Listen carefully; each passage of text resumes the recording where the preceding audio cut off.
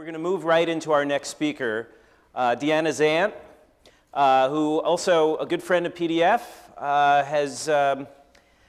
some of you may know her as Tech Girl with a couple of R's in there.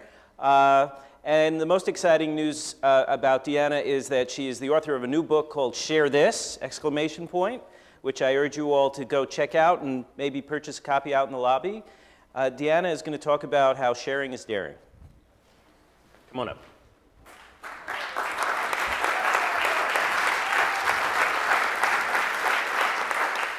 So I just need to get some water really quick while my talk comes up. So that's the big question, right? Can the internet fix politics? That's what we're all addressing today.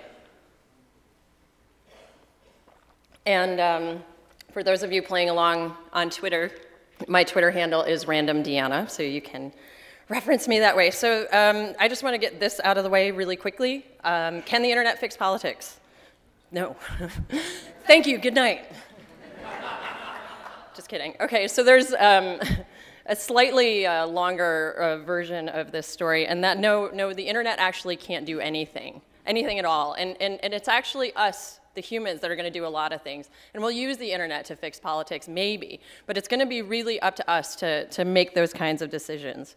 Because one of the things that, those of us running around in this world tend to do is we fetishize technology. We love the hype. We get really into this stuff, and we love wielding our geeky knowledge over those that know less than us. And we tend to forget sometimes that technology is a means and not an ends. And when people ask me about my book, which you can conveniently purchase in the conference bookstore, one of the first things I always get asked is, well, what's the newest thing? What's the latest thing? What do I need to know about right now?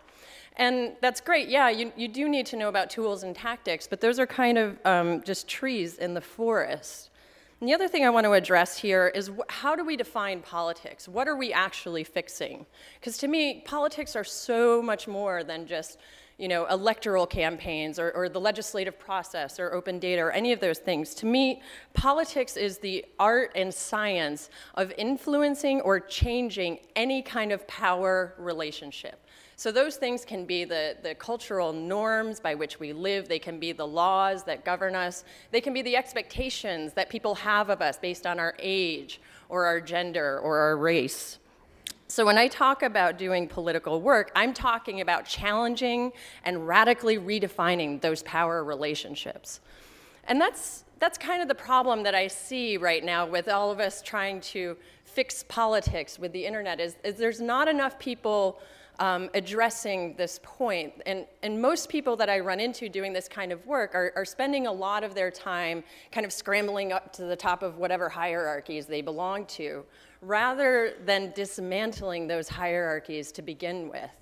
And to me, that's where the true disruptive potential of the internet lies, is in that dismantling process. We're living kind of like fish in the water right now. We don't know that we're wet. And we are taking our understanding of the offline world and our perceptions of the offline world, and we're projecting them onto this giant blank canvas that the internet is. But unfortunately, all we see is the blank canvas. We tend to think that it's just this wonderful meritocracy out there, and that if we just work hard enough, if we have the right new tools, that anybody can be successful on the internet. And that's not true. And we need to interrupt this pattern of thinking immediately and with conscious thought. So how do we do that? Well, my personal fetish happens to be social networking. Did I mention this book that I'm reading? So I'm going to give you, in the time that I have remaining, 3 easy steps to smashing the paradigm. Okay, let's go. First thing you need to do is to be authentic. Now, I know that this word gets tossed around quite a bit by kind of smarmy social marketing gurus and ninjas, but it actually is really, really important. And I want to show you why.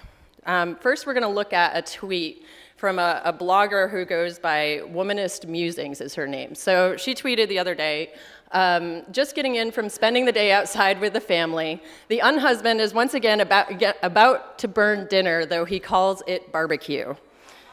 It's That's awesome. Now, did that tweet change anyone's life in any significant way?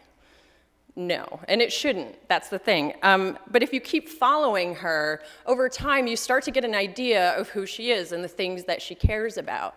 And this is what Clive Thompson, a technology writer, termed ambient awareness of one another. So each one of our status updates and each thing that we share isn't necessarily that significant on its own, but over time, each one of those things becomes a pointillist painting, and we're painting very big portraits of the lives that we're living.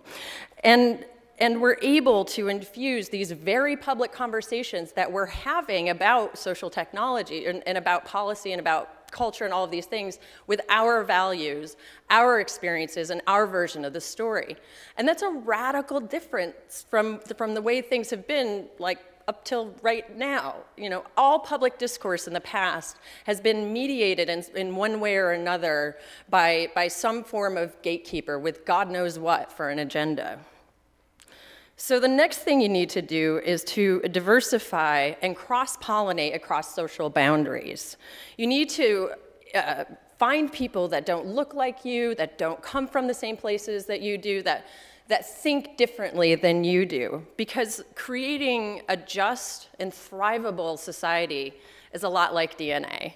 If you get the same genes mixing around the gene pool, eventually the species mutates poorly and dies off. That's a very bad thing.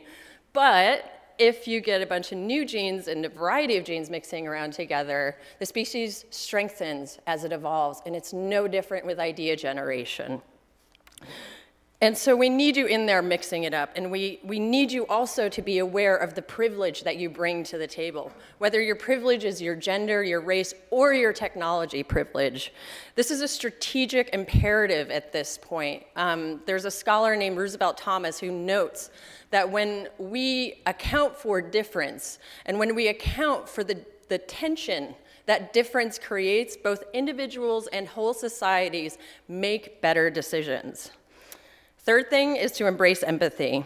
So to remember that pointillist painting that I was talking about, the grand thing that comes out of that painting is that we have empathetic responses to one another when we participate passively or actively in each other's lives. And empathy is critical for any kind of social change because empathy is the opposite of apathy. And trust fuels that empathetic response that we have to one another. And it helps us reconnect as we share with one another. So I want to tell you a little story before I close about how this works in real life. So last summer, there was a country club in Philadelphia that banned African-American kids from swimming in its pool, even though the kids' camp had paid for swimming privileges. And the director of the country club said that they were, and this is a quote, he said, "We were afraid that they were going to change the complexion of the pool." No joke, he actually said that. So completely outrageous. Unless you're Rand Paul, and you know, you get like, just saying, you know, and so I started, you know, I heard about this, I got really angry, and I did all the things that I was supposed to do, and I retweeted it, and I passed it along, and I called the number, and I signed the petitions, and I did those things. But what was more interesting was what happened in the days following that. People started sharing on Twitter and a couple other places their memories of the first time that they had been discriminated against as children. And it was story after story after story. And this kind of blew me away. I had a very emotional response to this. And one of the things that blew me away is I realized that I wouldn't have had this opportunity and I wouldn't have had this experience without social media. In that moment of time, thanks to social stratification and how that works, I wouldn't necessarily have found myself in a group of people of color sharing stories about childhood discrimination. And even if I had, my whiteness in that group would have, you know, and rightly so, changed the dynamic, and the stories would have been different. And the people that were sharing did so with their own intentions. They weren't pressured into doing it. They volunteered this information. They allowed me to be both a voyeur into the situation, and they allowed me to benefit from it. So it didn't actually change the A to B the action that I took, but it gave me a deeper, more emotional, more compelling understanding of structural systemic racism in America. And I'm emotionally much more committed to confronting it and doing my small part of what I can to end racism. So that couldn't have happened in isolation.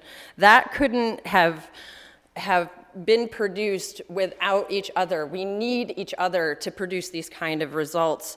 And we have the potential to understand one another better, and when we understand each other, we understand ourselves much better. We can bring in voices who have been previously ignored or otherwise dismissed by the culture. But this change won't happen on its own. It requires you, each one of you, to participate and to share your stories. So no, the internet won't fix politics, but we will. Thank you.